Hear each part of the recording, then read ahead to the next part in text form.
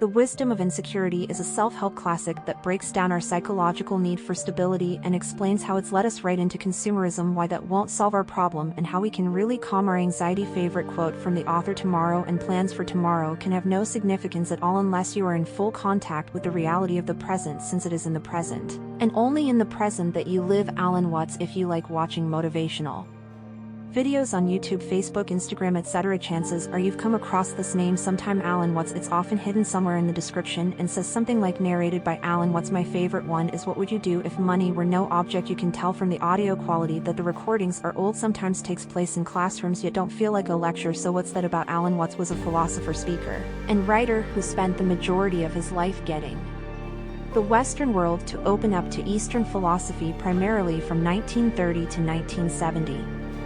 He had a long-time radio show at a station in the San Francisco Bay Area, which is also where he gained a large following and wrote most of the over 25 books he published on topics like Zen, Buddhism, religion, and spirituality. In The Wisdom of Insecurity, he explains the transition Western society went through after the Industrial Revolution, moving away from religion and thus into consumerism, and what we can do to fix our anxieties. Here are my 3 lessons after reading the summary on Blinkist. 1.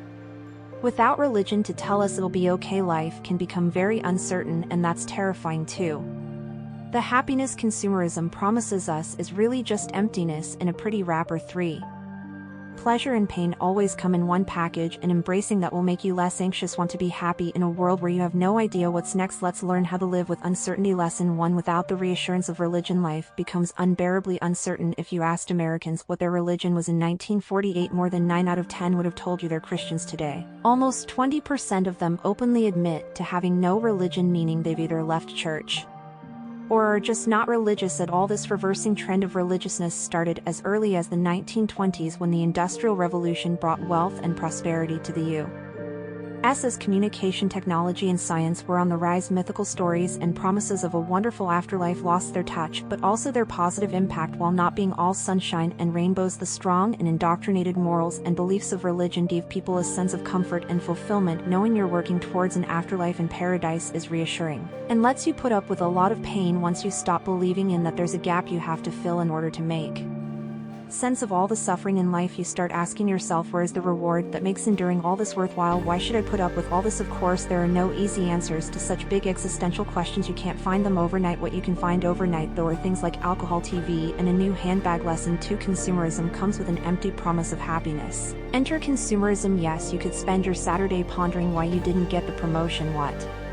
else you could do with your career, and work out a life plan, or you could go shopping, eat steak for dinner, and then to a club. That sounds like a lot more fun. Yeah, let's do that, but those things cost money. But maybe if you put your head down, work hard, and impress your boss, you'll get the promotion next time, and then you can buy even nicer clothes, eat even fancier dinners, and go to even more expensive clubs. In the meantime, why not just get some credit to pay for all this stuff? Yeah, hold on. Do you see what's happening here? This is exactly the way we talk ourselves into getting on the hedonic treadmill. That is, doing things you don't like to buy things you don't need to go on living to keep doing things you don't like. It's stupid. This chase for happiness will never be over. It's just what society's trying to sell you, because it still hasn't managed to come up with the better way of giving you true fulfillment. The degree, the job, the nice car, the house. Once you have all that, retirement's still a long way away, so you might as well deal with the important questions now before we get into lesson number 3. If you love learning and growing thanks to books like this one, you should download a free list of the 7 best self-help books of all time. After summarizing over 1,000 books, we handpicked these 7 top titles and curated them in a beautifully designed, easily skimmable PDF. It will help you pick your next great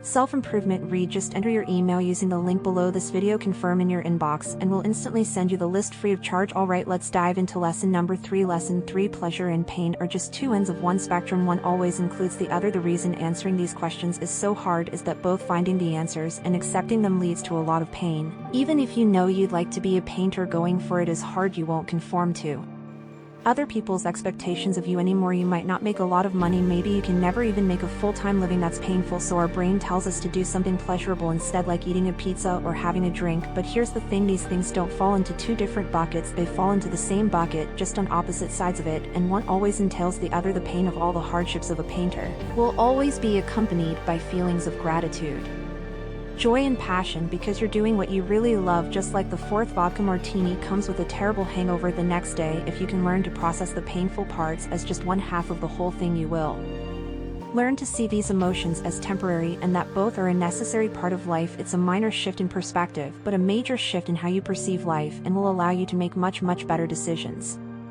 I hope you like this video. Please leave a like and share this video to your family and friends, and don't forget to subscribe to this channel for daily new book summaries video.